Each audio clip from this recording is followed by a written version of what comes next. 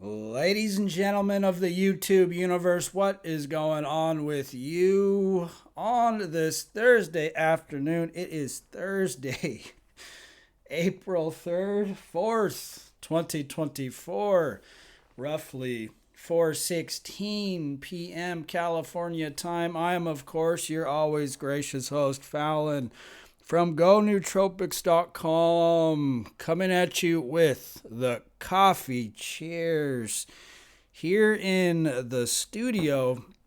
The camera's actually really far away because we are back with kind of the studio quality setup with my studio lens. A couple of you guys were complaining that, the quality had dropped on day 3 and 4 of the Kratom withdrawals, which, yeah, take like setting all this stuff up. I just wasn't gonna do it for on those days, just because there's no energy in the tank on day number 3 Kratom withdrawals. But we're kind of back in a higher quality setup. I don't know if it matters to you guys or not. You guys let me know. Do you care about the video quality? Some people do, some people don't. But here we are, cruising through on day number 17 of the No Kratom Cold Turkey Challenge. And, plugging along day by day, plugging along.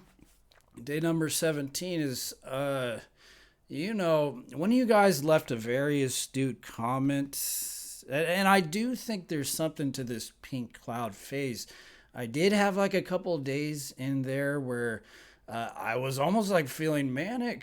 This is kind of what happens to me if I come off nicotine or a lot of these things. I get a lot of energy. I get a lot of positive energy. They call this the pink cloud phase, and this is all but dissipated here on day number 17. It's like that kind of good feeling leaves you, that pink cloud phase, where you do have this motivation and you do have this sense of accomplishment, and you're like forward charging into the future.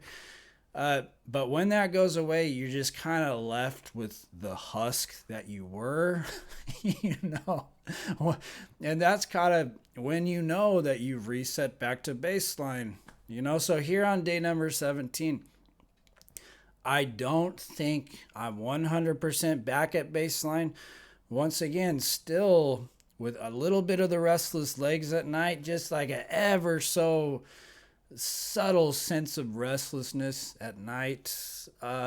It's like the Kraken it's like the salt. It's like the Kraken is just throw a little bit of the restlessness in there on day number 17.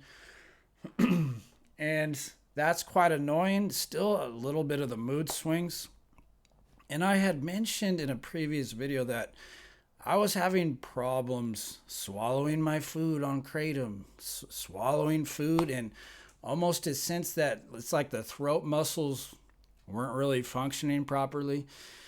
And that's still a thing. Unfortunately, it's getting better day by day, but still it's like swallowing is difficult. And I don't know what's going on with that. All I know is it's related to the Kratom somehow. Because when I took the Kratom, it got a lot worse. So I got to the point where I was waiting to take the Kratom until after dinner, because if I took Kratom right before I ate, it made the problem like 10x. And I'm just sitting there drinking water after every single bite. Like, what is going on? So that's still a thing that I'm hoping goes away, right? I'm just hoping that goes away, and it does seem to be getting better day by day. So we'll see here on day number 17. And the community has done a great disservice to new people getting into Kratom, because the truth is a lot of people don't know. They're getting into Kratom, they think they found something natural, baby, like here's something all natural. And they go to a community like Reddit and they find the Kratom community, and everybody's kind of excited, and this is what I take, and this is what this is my favorite vendor, and oh, have you tried this? And this is how much I take. And they get sucked into this ecosystem, and nobody really warns them, like, look, if you take this for an extended period of time and then come off, it's going to be nasty, baby. It's going to be very nasty. And my most popular video, unfortunately, on the channel is me kind of saying the same thing. It's a video called Kratom Withdrawals, Stop the Lies. And it just so happens to be my most popular video on the channel. And I, at that point in time, I had the same philosophy that, Kratom withdrawal really isn't that bad. I've gone through it. It's pretty easy. A couple sneezes here and there. And I've been thinking about deleting that video because I've completely changed my opinion. Here on day number 17, hopping back on Kratom for almost an entire year. And I think that's the other thing is each time you quit and you go back to it, the withdrawals just get worse. You find yourself having to increase your doses every time you go back. I noticed I was just taking a little bit more, hop on Kratom for a year. I think in the beginning I managed to stay at like 10 grams per day. And then I would quit. And then the second time I was like, oh, now it's 20 grams per day. And now this most recent rodeo, 30 to 40 grams of Kratom per day, which was accompanied by the worst Kratom withdrawal experience I think I've ever had this third go around. And I found the same with alcohol. Every time I quit alcohol and went back to the booze, the withdrawals just became more and more harrowing. The thing just embedded itself more and more into my body, and everything just gets progressively worse.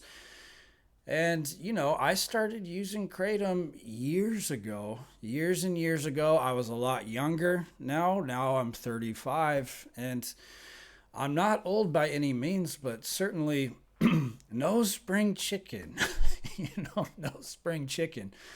So the older you get, the more you use. Everybody's experience is going to be different. And I've changed my opinion on Kratom over the years. Anybody could take it a couple times and form an opinion on Kratom. But I've been taking Kratom for years, and I've noticed as I've used Kratom for a long time, my opinions on it have just changed. It's changed over the years. I've become more acquainted with Kratom, what it is, and you could say somewhat of an expert at this point. Versus years ago when you could say I really didn't have that much experience with it at all. It's like those videos I shot years and years ago on the old channel. I really don't stand by those videos anymore. So I'm contemplating taking that video down. But I read through some of the comments, and that video does seem to inspire people to quit. I do think part of quitting Kratom is psychological. If you can make it a little bit easier on yourself psychologically, that's going to take you far. And that video does kind of give people motivation that it's easier than maybe they thought. But the reality is that if you've been hooked on Kratom for a couple years, maybe you're a little bit older, you're using 20, 30, 40 plus grams per day. The reality is that the withdrawal symptoms are going to be difficult, and they linger, man. They linger to the point of real annoyance. Like here on day 17, 80% recovered, recovered for the most part, but still dealing with like these really weird symptoms, like difficulty swallowing. Still here on day 17, the restlessness in the legs. And it's just like, it's not just a mild opioid withdrawal. It's like withdrawing from a stimulant, withdrawing from an SSRI, withdrawing from an opioid, all these different things combined into one. Ups and downs. And it's just if I knew what I know now, maybe I would have used Kratom a little differently, but honestly, probably not. Probably not. So yeah, opinions on Kratom have changed over the years, just as I've become more acquainted with the Kraken, and that's just kind of how it goes. So, day number 17, ladies and gentlemen, in the books. We're keeping the train rolling here. Fallon, go nootropics.com. As always, thank you for watching. Thank you for subscribing. And I will see you very soon. Peace.